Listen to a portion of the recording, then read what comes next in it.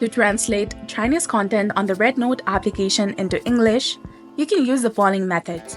First, you can change the app's language settings. REDnote offers an option to switch the interface language to English. So for that, open the REDnote application and make sure that you're logged in with your specific account.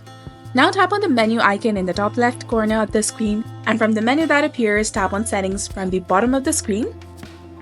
Tap on General Settings, that is between the account security and notification settings, and there you will see the option of languages that is in the Display section. Tap on it, choose English from the list, and then tap on Save in the top right corner. While this changes the interface language, some user-generated content may remain in Chinese, and REDnote may have built-in translation option for the post.